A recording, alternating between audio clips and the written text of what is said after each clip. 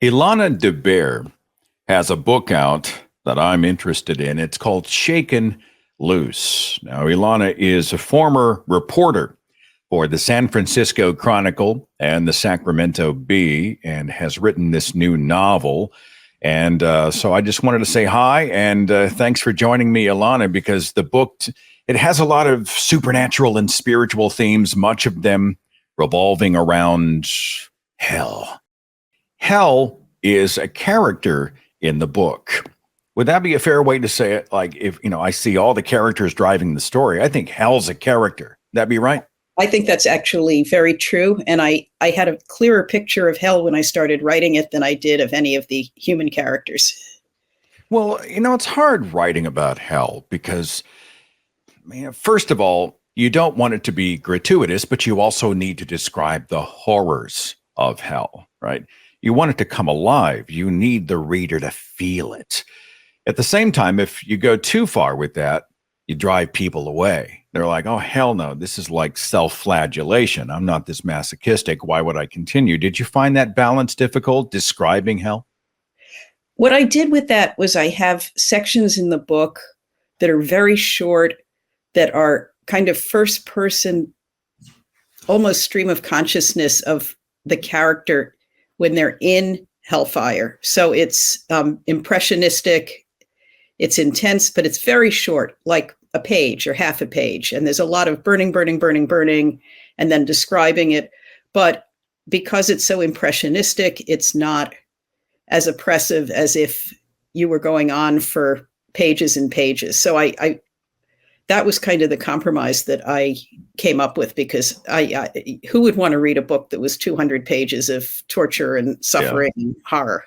This is it's a weird digression, but I think it relates. Like I've been prepping a show. I do an October Ghost Stories podcast. And so you want to paint the picture of terror.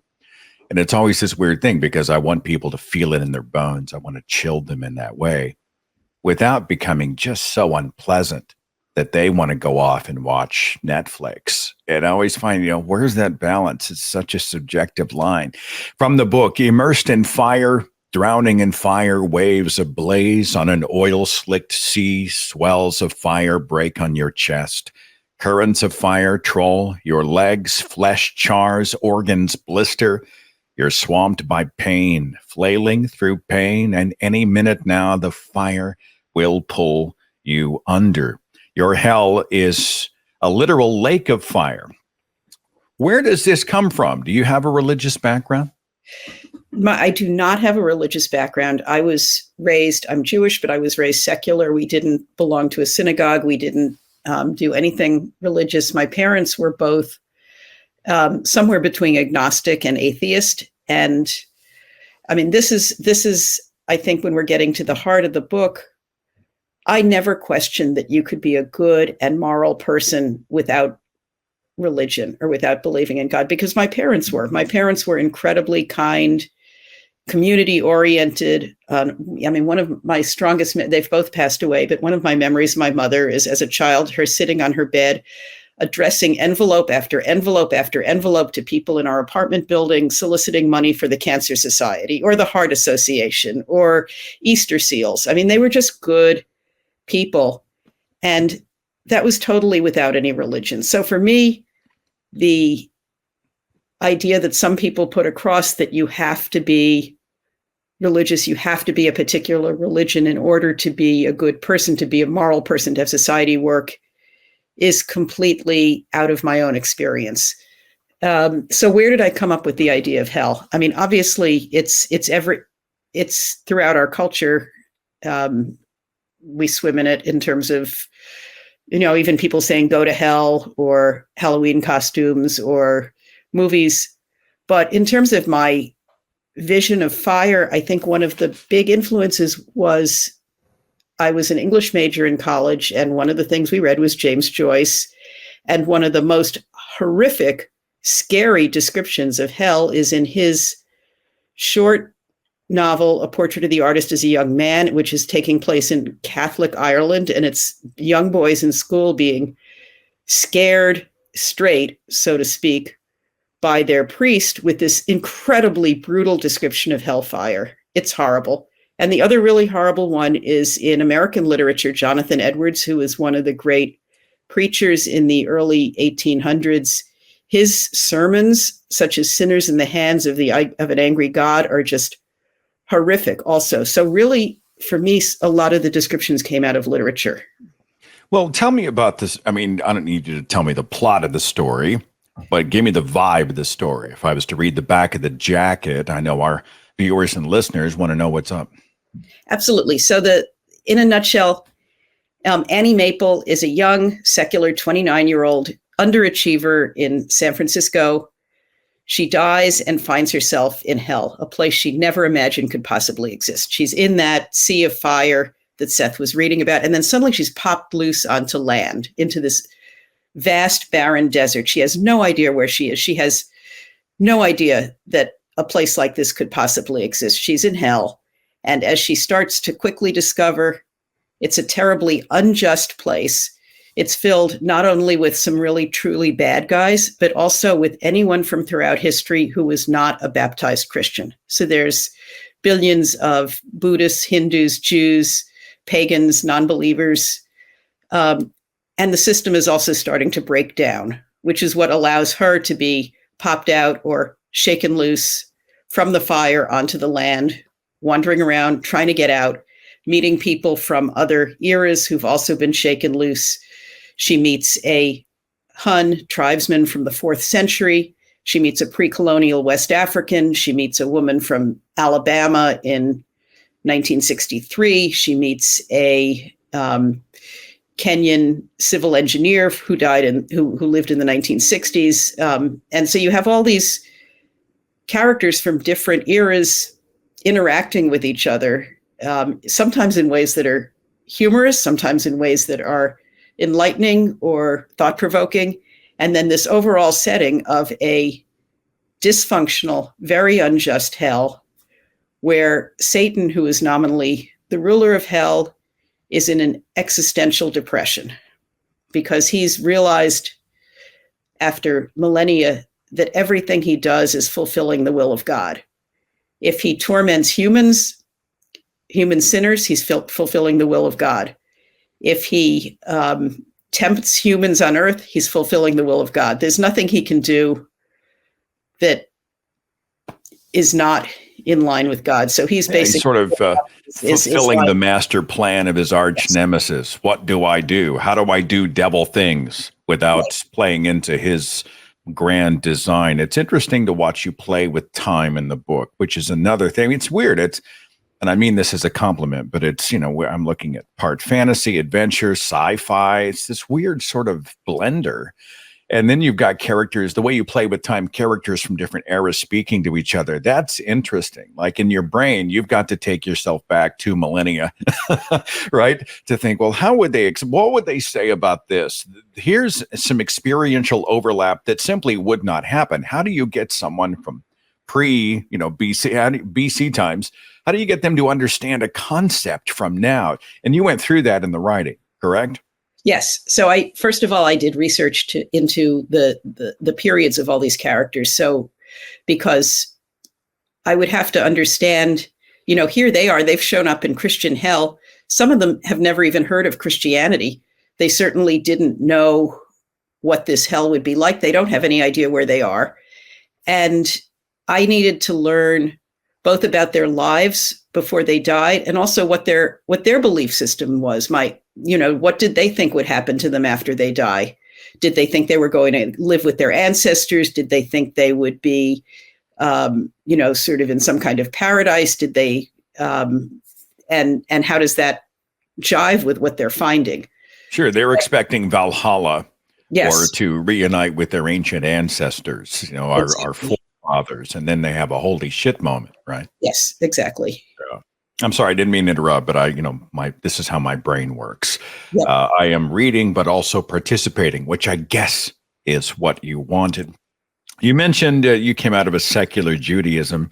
Did the Jews do hell? You guys are mostly Old Testament. For those who practice a spiritual Judaism, do people in the Jewish faith do hell? So hell is like many things in Judaism. It varies. It really depends. So my current affiliation is with Reform Judaism, which is the most modern, the most rational, the most liberal strain of Judaism. We do not do hell. We definitely do not do hell.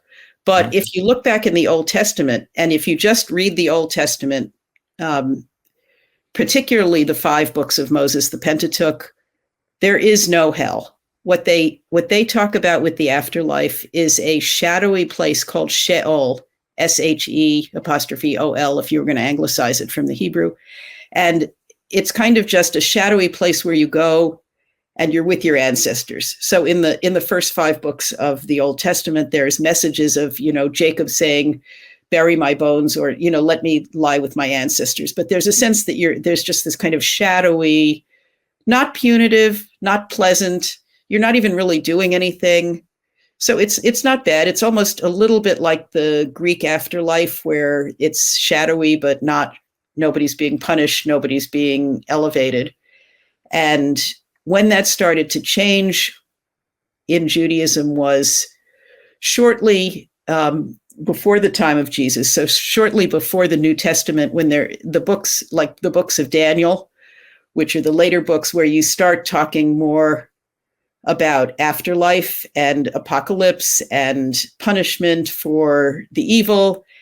And historically, those were probably a response to the suffering that the Israelite people had gone through when they were exiled from their land. They were hopeless. And when you're hopeless, you look for solutions anywhere. And one of those solutions is, someday we may not be getting justice now, but when we're all dead, there'll be justice, and those terrible Babylonian oppressors and the Greek oppressors, they'll all be suffering, and we'll be rewarded. And that started to come in around then. And that's also the era when Christianity started to take off. And how many mythologies have had their paradise and pain, right? They've had reward or punishment in the afterlife. I look at hell and the idea that an omnibenevolent God would ever think of hell, and I just see it as the ultimate abusive relationship, sort of love me or I'll burn you. You get your worth from me. Don't ever disobey or leave me or else. And in that way, by the way, I'm speaking here with Ilana DeBare, who is author of Shaken Loose, a new novel. It's a liberation story. It's really a story about somebody who is able to break away from the punishment, the oppression, the chains forced upon them. Would that be accurate? I think that is accurate. And the title Shaken Loose, it refers to her and the other characters being shaken loose from that sea of fire, but it also refers to them being shaken loose from the assumptions that held them back in life, or the narrow boundaries that held them in life. And the main character, Annie, up until this point, she's always been an underachiever. She has lowest self-esteem. Her older brother is a genius. He's a famous celebrity atheist pundit. And she's always felt like she can't measure up. She has some things in her past that she regrets that I don't want to talk about because it would be a spoiler for the book. But in the course of the book, she does learn to assert herself. She learns to fight for the people she cares about. Obviously, she tries to take control and escape from hell, but she's also escaping from those things that held her back in her own life. And so in that sense, it is a liberation story. All the characters are trying to escape from hell. They're also escaping from the baggage in their lives that they carried when they were alive. I think the work of good fiction it relates to real life. If we lean into it, then it affects us. It stays with us afterwards. And that is my hope for you. Final pitch for the book, just, for those who are still kind of like, well, what is this thing and what do I do with it? Just give me the brochure, if you would. Well, it's a good adventure story. I mean, first of all, I wanted it to be a good read. Number one, what was I trying to do when I wrote it? Number one, good read. So I've talked to people who've read it this summer. One of them said, I like reading, but I don't often get a book that I walk around the house holding because I can't put down. So I think it is having that effect on people. It's got humor. It's also got some very dark moments. I mean, interestingly, there is one particularly dark scene that a number of readers have said they stumbled over, they almost didn't want to go on. And what was so interesting to me was this was a dark scene that involved humans doing other terrible things to humans. It wasn't one of those scenes like Seth read about burning in the fire and the waves and the pain. It was human,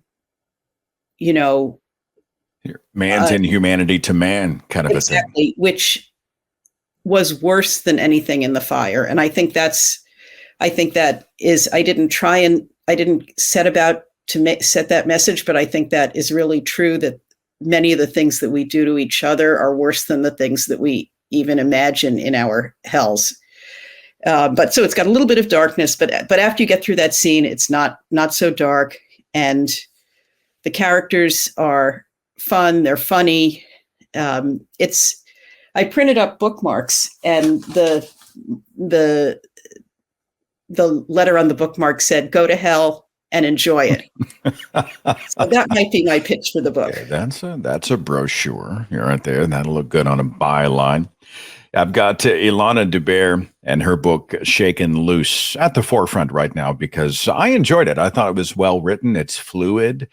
It's got plenty of detail without getting lost in the detail. I found the characters were relatable, and I sure think that the liberation message is necessary. As people say, I will not be oppressed or controlled. And this is immoral because, I think the nonsensical nature of it, as I was reading it, I was thinking, Jeffrey Dahmer, the serial killer, allegedly accepted Jesus in prison, which means he is now in heaven with many of his victims. But some of the world's greatest human rights activists who were not Christians are supposed to scream and fry forever in hell. And you and I look at this and say, how unjust is that? And that's one of the subtexts of perhaps one of the texts of the book. Congrats on publication. I'll throw a link in the description box. I hope it sells a whole bunch, and let us know how it goes. Okay. That's great. And it's available on Amazon, on barnesandnoble.com, on Bookshop, or you can also ask your local bookstore to order one for you. Links in the description box. Thanks so much for talking to me. Thank you, Seth. My pleasure.